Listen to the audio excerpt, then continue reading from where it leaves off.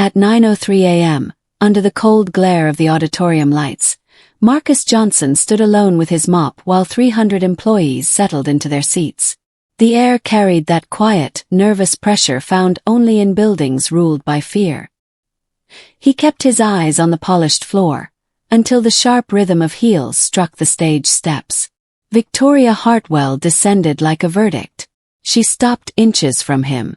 "You're in my way, Marcus," she said, her voice low enough for the front row to hear but sharp enough to cut the whole room.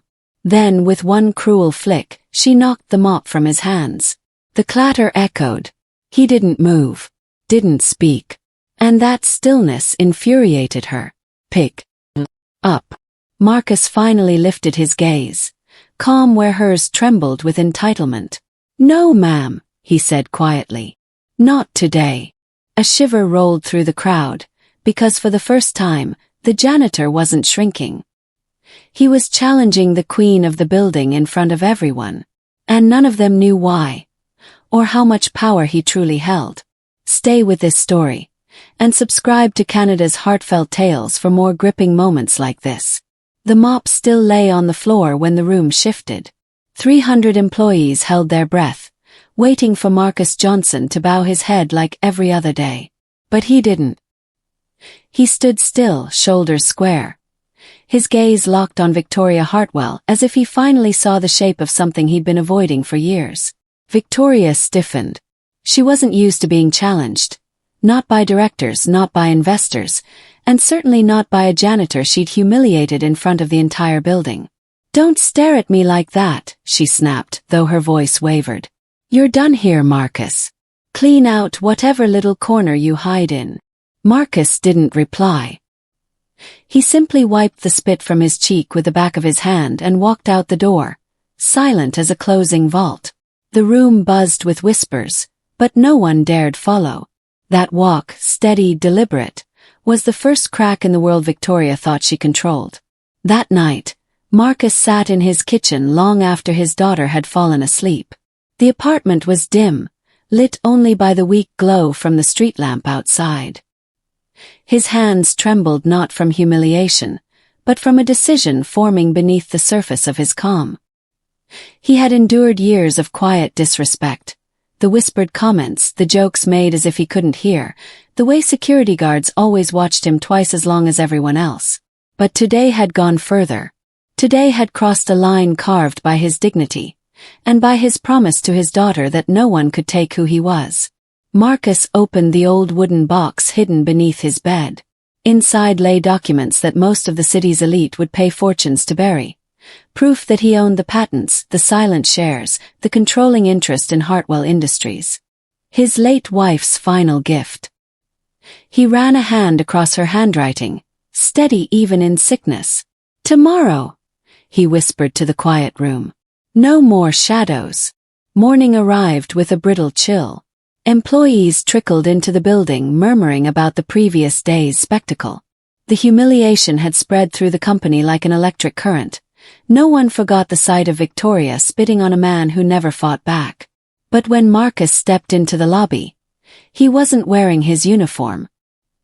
He wore a simple charcoal suit, the one he had saved for job interviews he never attended.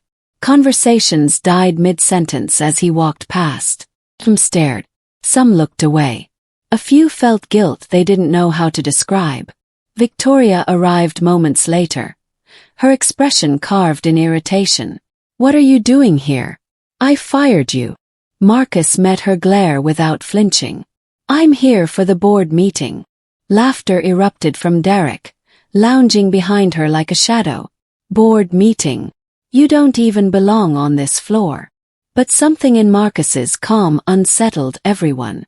It was the quietness of a storm before the glass shatters. Inside the boardroom, 12 members shuffled through their papers as Victoria launched into her speech about vision and future expansion. Her voice rang confidently, but her eyes flicked repeatedly toward Marcus, who stood in the corner, hands folded. "And finally," Victoria concluded, "we must discuss the removal of a disruptive employee." "That won't be necessary," Marcus said. Several heads turned, startled. Robert Hale, the oldest board member, frowned. "Sir, this is a closed meeting." "Who exactly are you?" Marcus stepped forward and placed the folder on the polished table. "The majority shareholder of Heartfelt Industries." A hush fell over the room, so heavy it seemed to warp the air. Victoria laughed too loudly. "Is this a joke?"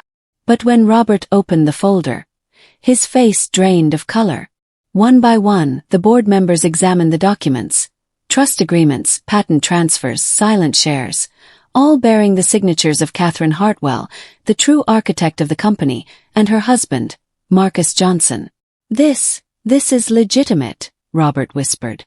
Victoria's chair scraped backward. "It can't be. He's nothing.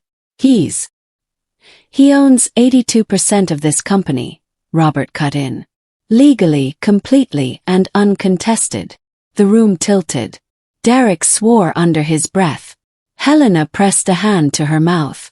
Victoria's lips parted, but no words emerged. Marcus finally spoke. "Yesterday you spat on me because you thought I was beneath you. Today you learn whose floors you've been walking on." The decision was swift. "Effective immediately," Robert announced. "Victoria Heartfelt is removed from her position as CEO. Security will escort her from the building after this meeting." Victoria lunged forward. "You can't do this. I built this company." Marcus shook his head.